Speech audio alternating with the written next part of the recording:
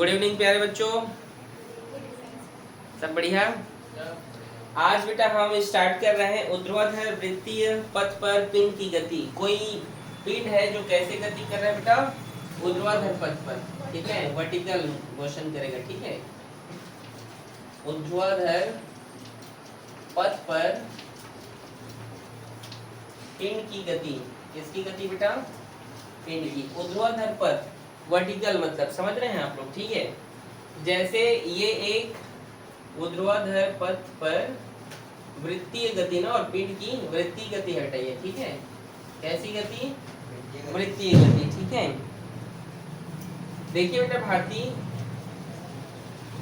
ये क्या है? एक सर्कुलर पैथ है, ठीक है। और हम समझते हैं ये इसका सेंटर है और ये इसकी रेडियस है, ठीक है। यहाँ पर बेटा जी ये देखिए, आप देख सकते हैं यहाँ पर हम इस तरीके से ये डोरी है समझिए, और ये इस तरीके से एक ये बाल्टी है, ठीक है। ये क्या है? एक बाल्टी। ध्यान समझिएगा ना, बाल्टी के एग्जांपल से आपको समझा रहा हूँ। देखिए जैसे कोई भी बाल्टी को आप क्या करते हैं, इस प्रकार से घुमाते रहते हैं। ध्यान समझना बात को। या जग को भी कई बार ऐसे ऐसे घुमा दे तो जग का पानी नीचे नहीं गिरता है, देखे हो ना। या आप क्या करना, बाल्टी पे रस्सी बांधिएगा और बाल्टी को जो ऐसे घुमाइएगा। जब आप उसको फुल स्पीड के साथ घुमाते हैं तो क्या होता है, बाल्टी से पानी नहीं गिरता है। लेकिन यदि आप उसको धीरे धीरे करेंगे तो पानी क्या हो जाता है? गिर जाता है। मैंने आप लोगों को बोला था बेटा सामान लेकर आना, करके बताएंगे, लेकिन आप लोग लाए ही नहीं। मैं पिछले 2 दिन से बोला था ना आप लोगों को, बोला था कि नहीं? लेकिन आप लोग देख लीजिए इस प्रकार से लापरवाही करते हैं। ये बोल रहा है सर किसको बोले थे सर, आप किसी एक को बोले नहीं। अरे कोई भी एक ले आते हैं, उसमें किसी एक को क्या बोलना आ रहा है समझ में। पढ़ाई करना है तो वो लाएगा, ये लाएगी, वो मत सोचिए, ठीक है। कोई भी ला सकते हो, ठीक है। आ रहे? तो इस प्रकार से यहाँ पर हम बाल्टी की गति देखेंगे बेटा। किसकी गति? एक बाल्टी को हम रस्सी से बांधे हैं नीरज, और उसको इस प्रकार से बेटा सर्कल जो है क्या कर रहे हैं, घुमा रहे हैं। तो हम यहाँ पर देखते हैं कि बाल्टी क्या करेगा, बाल्टी में जो पानी है वो नीचे नहीं गिरेगा। आ रहे समझ में? आपने इस प्रकार का प्रैक्टिकल घर में करके देखिएगा, या नहीं करना है तो आप लोग लेकर आइएगा, मैं कराऊंगा, ठीक है। आ रहे समझ में? कल लेके आ जाइएगा, ठीक है। तो ये कैसे होता है बेटा जी? तो एक बार और बता रहा हूँ आप लोगों को। इसमें आप क्या कीजिएगा, बाल्टी में पानी डालना, उसमें रस्सी बांधना और उसको इस तरीके से आप घुमाइएगा। तो उसमें एक टेंशन फोर्स, जो रस्सी होता है उसमें तनाव बल उत्पन्न हो जाता है। क्या उत्पन्न हो जाता है? Tension force. आ रहे समझ में? ये बाल्टी है, क्या है ये? बाल्टी है ये। और ये क्या है बेटा, इसका जो भार है ये सेंटर की ओर लगेगा कि नहीं? इसका जो भार है वो किधर लगेगा? और इसमें इसका जो रस्सी का जो बल है वो भी केंद्र की ओर लगेगा। ऐसे अगर घुमाओगे तो रस्सी जो ऐसे तनेगी कि नहीं, तो उसका फोर्स किधर लगेगा? हाथ साइड लगेगा आपके, ठीक है। तो इसमें इसका T1 हम क्या मान ले रहे हैं, इसको टेंशन फोर्स मान ले। T1 क्यों? T टेंशन फोर्स, 1 क्यों? क्योंकि ये बाल्टी नीचे भी तो आएगा ना, इधर आएगा कि नहीं। तो इसके लिए देखिए यहाँ पे लिख दे रहा हूँ, ये नीचे भी आएगा। इसकी हाइट यहाँ पर, ये हाईएस्ट पॉइंट है, ये लोवेस्ट पॉइंट है, ठीक है। तो यहाँ पे इसका जो भार है, बाल्टी का जो भार है वो किधर लगेगा? नीचे लगेगा, ठीक है। मतलब इधर लगेगा, ठीक है, नीचे। समझे कि नहीं? ऊपर में जो बाल्टी था ऐसे, तो उसका फोर्स, उसका भार नीचे लग रहा था, टेंशन फोर्स भी नीचे लग रहा था। और जब बाल्टी जो है इस प्रकार से नीचे आ गया, ऐसे घुमाओगे तो ऐसे नीचे आएगा, तो उसका जो वेट है बाल्टी को किधर लगेगा? नीचे लगेगा। और टेंशन फोर्स किधर लगेगा? सेंटर क्यों लगेगा। समझे कि नहीं? बोलो समझे कि नहीं? नहीं समझ आया? आप लोग ध्यान से सुनिए, नहीं तो कहाँ समझ में आएगा? आपको मुझसे नहीं आया बेटा? मैं क्या बोला? ऊपर वाला समझ में आया? नीचे वाला बाल्टी ऐसे आप रखे हैं, ऐसे घुमा रहे हैं, ऐसे घुमा रहे हैं, तो जब वो नीचे आएगा तो रस्सी तना रहेगा, रस्सी तना है, लेकिन जो बाल्टी में पानी वो नीचे, मतलब उसका जो भार है वो नीचे लगेगा। आ रहे समझ में? और उसको पकड़ के रखो, खींच कर, तो उसका टेंशन फोर्स आपके हाथ साइड ही तो लगेगा ना। अभी भी नहीं समझे? आया? आ गया ना? ठीक है। यहाँ तक किसी बच्चे को कोई समस्या बताइए आपको बेटा? ठीक। तो देखिए हम यहाँ पे सबसे पहले एज पॉइंट पर देख रहे हैं, कहाँ पर गणना कर रहे हैं कैलकुलेशन, एज पर। कहाँ पर? As per. इसके केंद्र की ओर कौन सा बल लगेगा? वृत्तीय गति तभी करेगा जब सेंट्रीपेटल फोर्स लगे, अभिकेंद्र बल, तो mv²/r। और यहाँ पर एज पर, ये एज है बेटा, ये L highest lowest, as per जो यहाँ पर वेग है, मतलब इधर इसका जो वेलोसिटी ये v1 है इसकी वेलोसिटी क्या है बेटा जी? v2। तो यहाँ पर क्या लिख सकते हैं? 1 v1 लिखेंगे ना। इसको कौन बैलेंस कर रहा है, संतुलित कौन रहा है? T1 plus mg। बोलो समझ में आया? यहाँ तक किसी कोई समस्या है तो बोलिए मेरे को सबसे पहले, बोलिए। देखो बेटा यहाँ पे mg उस बाल्टी का मास है, ये कांस्टेंट होगा। क्या वो घूमने पर उसका मास अगर 10 किलो का है तो क्या 20 किलो हो जाएगा? क्या जो है वही रहेगा। क्या वो जितना सर्कल बना के घूम रहे हैं रेडियस, क्या वो चेंज हो जाएगा? जितना रस्सी है डोरी आप लिए उतना ही वो रेडियस बना के घूमेगा। वो तो समझ रहे हो कि नहीं, कि ऐसे एक बार घुमाए फिर सेकेंड टाइम और ज्यादा दूर, ऐसा थोड़ी होगा। ये मतलब यहाँ पर m/r और mg ये दोनों क्या होंगे? कांस्टेंट होंगे। तो ये एक्चुअल में वो डिपेंड किस पर करता है? उसकी वेलोसिटी और टेंशन फोर्स पर। अभी मैंने कहा ना कि जितना वो घूमेगा, जितने स्पीड से आप घुमाओगे, अगर उसकी स्पीड ज़्यादा रहेगी तो टेंशन फोर्स बल भी बढ़ेगा, टेंशन फोर्स भी बढ़ेगा। और अगर आप उसके वेलोसिटी को, उसकी स्पीड को कम कर दोगे तो पानी फिर क्या होगा? गिर जाएगा। तो इसीलिए आप स्पीड से घुमाओगे तो पानी नहीं गिरेगा और धीरे धीरे घुमाओगे तो पानी गिर जाएगा। बोलो समझ में आया? तो मान लो हम यहाँ पर इसके टेंशन फोर्स को इतना कम कर दें, ध्यान समझिएगा, आसानी है। इसके टेंशन फोर्स को हम कितना कम कर दें? मान लीजिए हम 0 कर दें, T1 बराबर 0, तो इसकी वेलोसिटी क्या हो जाएगा पता है आपको? बोलिए। जब याद रखिए, जब हम इसके टेंशन फोर्स को 0 कर देते हैं तब इसकी वेलोसिटी क्रिटिकल वेलोसिटी कहलाती है। क्या कहलाती है? क्रांतिक वेग। क्या कहलाता है बेटा? क्रांतिक वेग। तो यहाँ पर क्रांतिक वेग का परिभाषा क्या हो गया? यदि, क्या बेटा? यदि जो है T1 बराबर 0 हो तो तो जो V1 हो क्या हो जाता है? Vc हो जाता है। कहने का मतलब ये है कि यदि पिंड का वेग, पिंड का जो वेग है, यदि पिंड का वेग, वेलोसिटी, किसी भी ऑब्जेक्ट की जो वेलोसिटी है उसमें यदि हम टेंशन फोर्स को 0 कर दें, क्या कर दें? 0 कर दें, तो जो वेग अब कहलाएगा, जो वेलोसिटी अब कहलाएगा, उसे हम क्रिटिकल वेलोसिटी कहते हैं। समझे कि नहीं? नहीं समझे? यदि टेंशन फोर्स विल बी 0, मतलब उसे हम क्या मान लेते हैं? मान लीजिए 0 मान लेते हैं, ठीक है? क्या मान लेते हैं? 0 मान लेते हैं। तो उस पर अब जो वेलोसिटी कहलाएगा वो क्या कहलाएगा बेटा? Critical velocity. बोलो समझे कि नहीं? नहीं समझ में आया?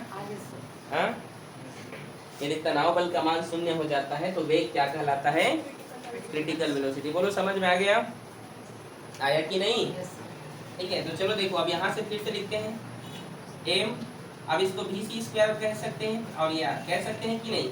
V1 को Vc कहेंगे तो इधर देखिए T1 प्लस mg, ये m कैंसिल हो गया, हो गया, सॉरी ये तो 0 हो गया है ना, T1 0 हो गया, ठीक है। तो यहाँ पर Vc स्क्वायर उधर जाएगा तो बेटा रूट में होगा, और ये r इधर भाग में इधर गया तो, समझे? ये क्या है? क्रिटिकल वेलोसिटी के लिए यहाँ पर इसके लिए एक छोटा सा फॉर्मूला है। बोलो यहाँ तक किसको इसको समझ में नहीं? आप लोगों को फिजिक्स में बहुत समस्या होता है, इसलिए हर एक स्टेप में मैं रुक रहा हूँ। बोलो समझ में आया कि नहीं? यहाँ पर आ गया। अब यहाँ पर हम ऊर्जा संरक्षण के नियम से, मतलब जितनी ऊर्जा यहाँ पर होगी उतनी ही ऊर्जा यहाँ पर भी होगी। जितना एनर्जी हाईएस्ट लेवल पे होगा उतना ही एनर्जी कहाँ पर होगा? उसके लोएस्ट पॉइंट पर होगा। मतलब यह एनर्जी, यह क्या करता है? ऊर्जा संरक्षण के सिद्धांत पर यह कार्य करता है।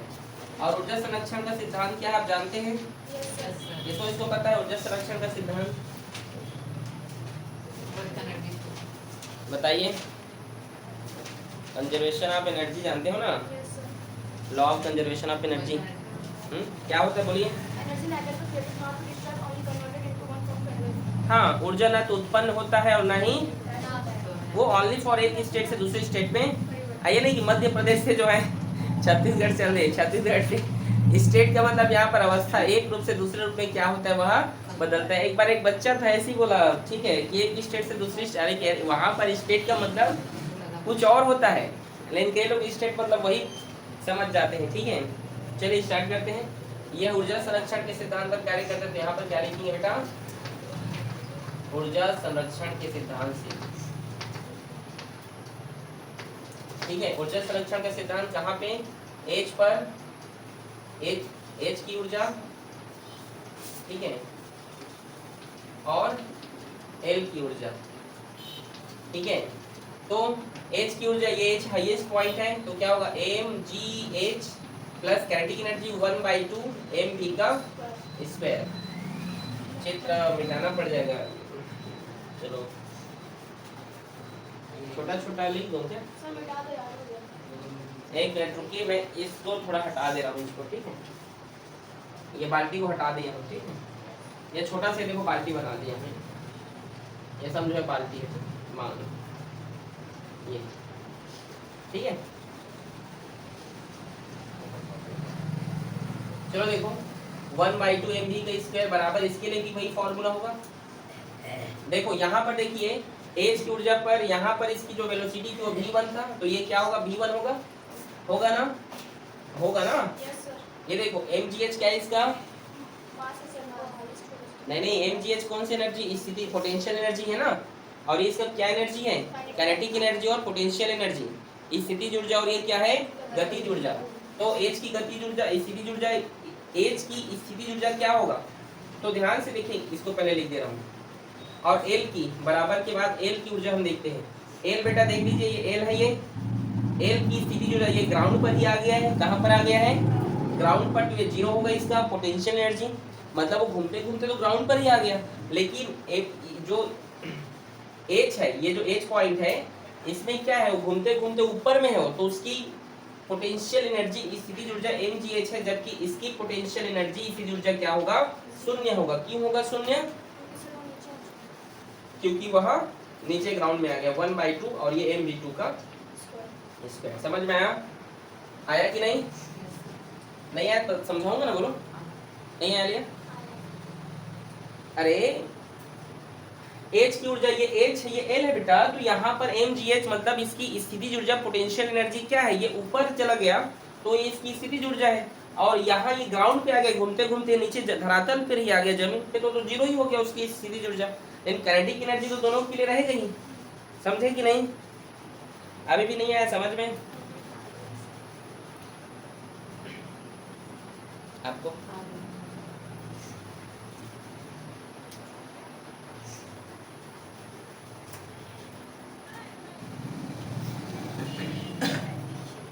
तो देखिए आगे देखिए बेटा, ये एच की हाइट क्या होगी फिर, मतलब यहाँ पर ये जो एच है, जो इसकी हाइट क्या होगा, mg का तो mg, नंदिनी और एच का हाइट क्या होगा बेटा, धरातल से क्या होगा, देखो ये एच क्या है, इसकी स्थितिज ऊर्जा, ये मैंने बोला mgh है, इसकी स्थितिज ऊर्जा क्या है, ये जीरो है, क्योंकि ये धरातल पर आ गया, तो ग्राउंड से लेकर इस एच पॉइंट तक इस एच की हाइट निकालेंगे हम ना, तो क्या होगा उसका हाइट, कोई बता सकता है, नहीं समझे, यहाँ से लेकर यहाँ तक इस h मतलब इसकी हाइट है ना, mgh ऊपर में है, मतलब यहाँ से तो हाइट नहीं निकलेगा, पूरा धरातल से इसका हाइट निकलेगा ना पूरा, तो यहाँ से इसका हाइट क्या होना चाहिए, 11वीं की स्टूडेंट है आप, बताइए क्या होगा, आप लोग अच्छे से पढ़ाई तो करते नहीं, चलिए बताइए, बताइए आलिया क्या होगा,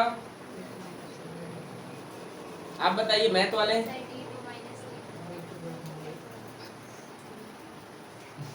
ये क्या है, सेंटर है, सेंटर से यहाँ तक का डिस्टेंस r है, तो ये भी सेंटर है, तो ये भी उसका सरकमफेरेंस है, तो ये भी r होगा, r, तो यहाँ से ये भी r होगा, r कितना r हुआ, r स्क्वायर,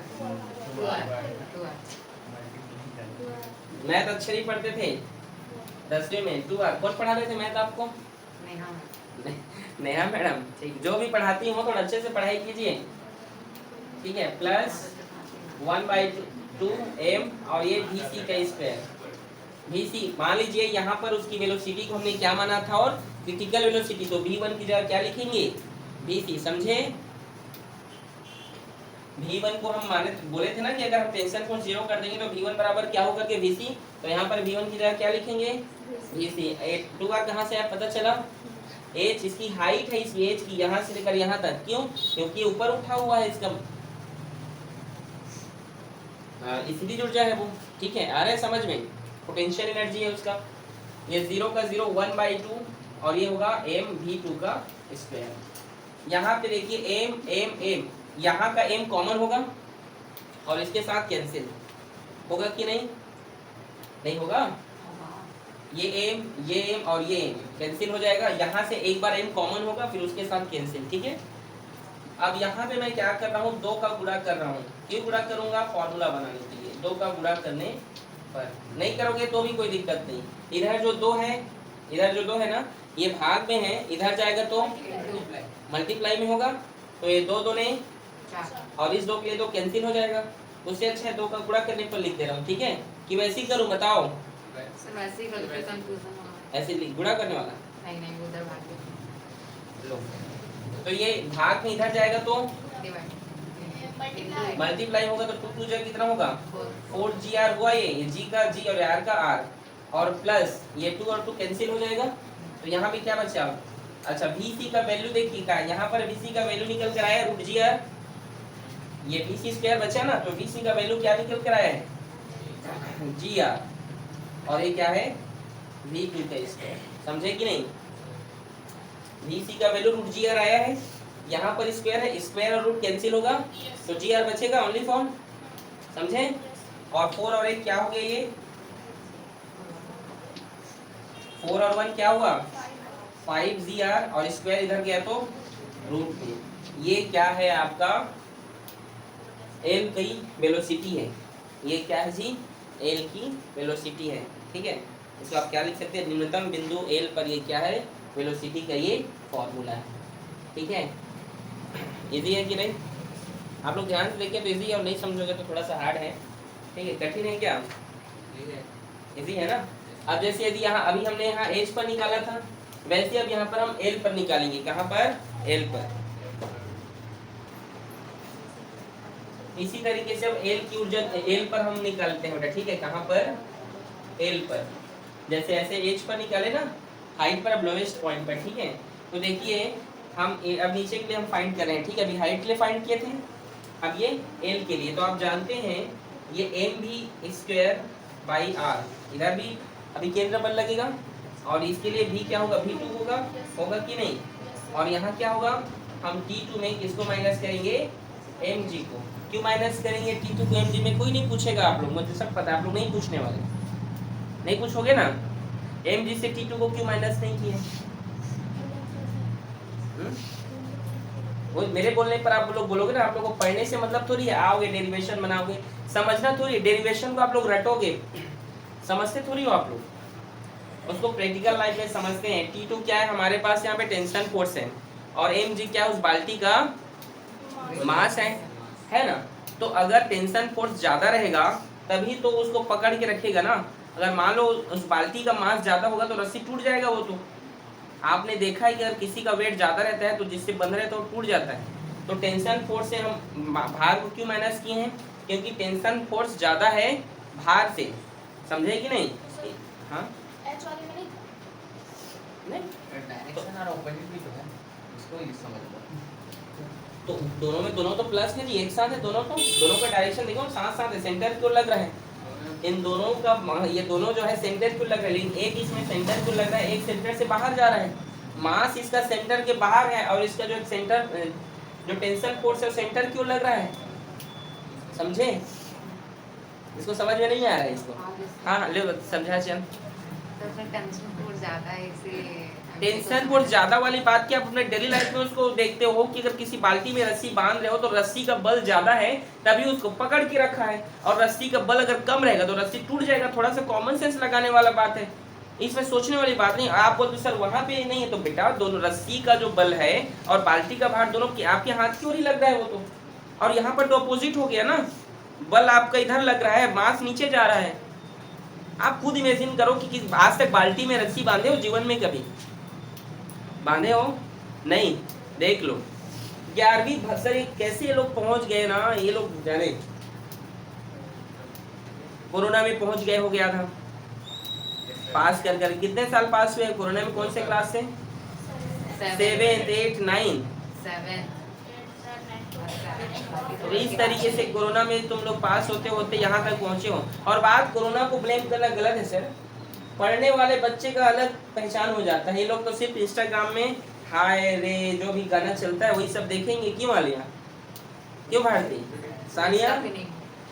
बस इंस्टाग्राम पे लगे रहो, वीडियो बनाइए, रील्स बनाइए, वायरल कीजिए, देखते रहिए, डांस कीजिए। पढ़ाई लिखाई तो भाड़ में जाए, नहीं पढ़ना लिखना है ही नहीं।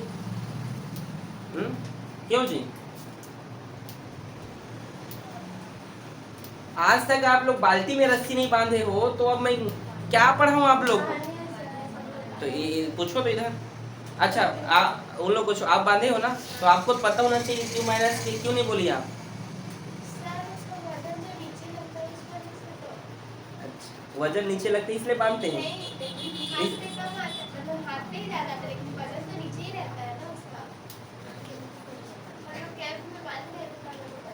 टेंथ में बाल्टी बांध रहे थे? अच्छा कैंप में। अच्छा क्या किसमें गए थे? NCC, scout guide. देखो बेटा ये जो रस्सी है इसका मान ज्यादा रहेगा तभी वो बाल्टी रुकेगा, नहीं तो बाल्टी क्या हो जाएगा, टूट जाएगा। अगर नीचे में बाल्टी का वेट ज्यादा रहेगा तो रस्सी वैसे ही टूट जाएगा। समझे कि नहीं? समझ आ रहा है? चलो आगे देखो, ठीक है।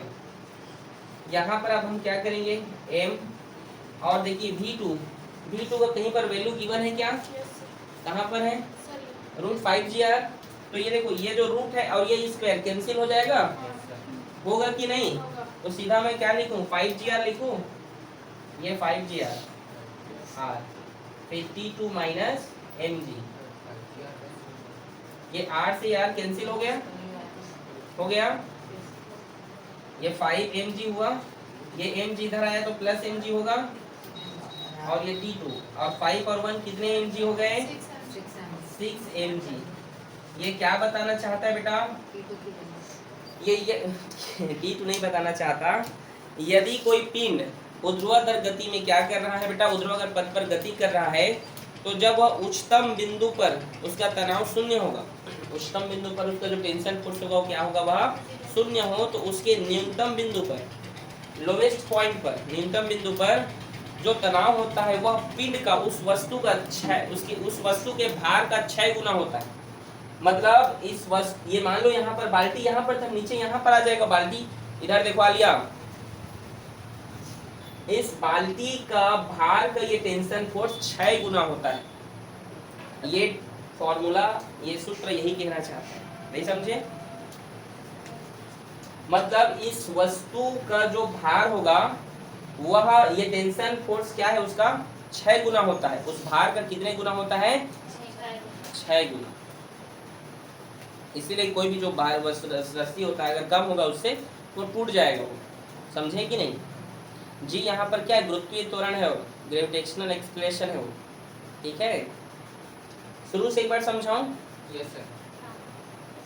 भारती आप बेटा थोड़ा सीरियस होकर पढ़ाई कीजिए। आपको डेरिवेशन बनाने के लिए बोलता हूँ, आप दूसरे दिन ना तो प्रैक्टिस करते हो बेटा घर में, ना कुछ नहीं, आप पढ़ते नहीं हो। आपको समझ में आ गया? चलिए आइए समझाइए, यहाँ पे आओ, चलिए आइए, स्टैंड अप, नहीं लगेगा समझाने की जरूरत, बोले आओ, खड़े हो जाओ, चलो आओ, थोड़ा पढ़ाई लिखाई पे ध्यान दो।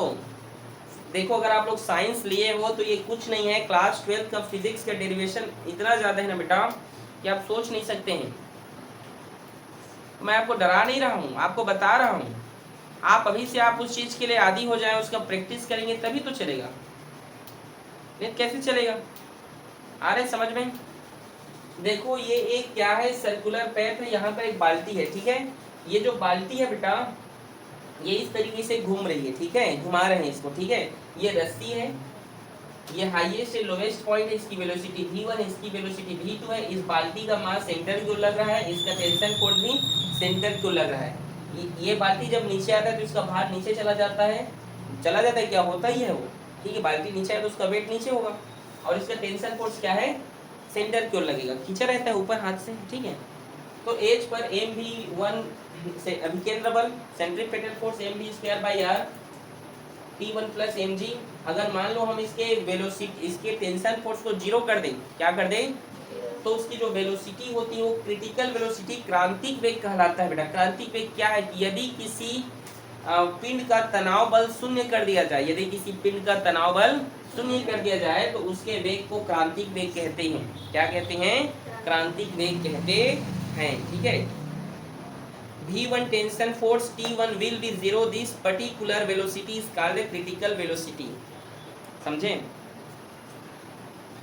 तो यहाँ पर आगे देखिए आप, यहाँ m अब V1 क्या हो जाएगा, Vc हो जाएगा, और ये क्या है, T1 जीरो हो गया, तो ये mg m से m cancel, Vc square by r। तो यहाँ पे आप देखिए Vc स्क्वायर इधर चला गया तो रूट में हो गया, r इधर भाग में है, इधर गया तो गुणा में। समझे? इधर देखो प्रदीप, आप जानते हैं ये ऊर्जा संरक्षण के सिद्धांत पर कार्य करता है। क्यों? क्योंकि जो ऊर्जा यहाँ पर होगी उतनी ही ऊर्जा तो यहाँ पर होगी भाई। समझे? जितनी एनर्जी यहाँ पर होगा उतना यहाँ पर होगा, एक ही सर्कुलर पेज पर है ना। तो उसमें हम क्या निकालते हैं, उसकी पोटेंशियल एनर्जी और काइनेटिक एनर्जी, स्थितिज ऊर्जा और गतिज ऊर्जा। यहाँ भी स्थितिज और गतिज ऊर्जा, एल के लिए भी वही होगा। तो बेटा यहाँ mg का mg h, यहाँ पर h मतलब इस धरातल से बेटा यहाँ तक की इसकी दूरी क्या है, तो ये r है, तो ये r होके 2r हो गया। समझे? है बेटा, समझ?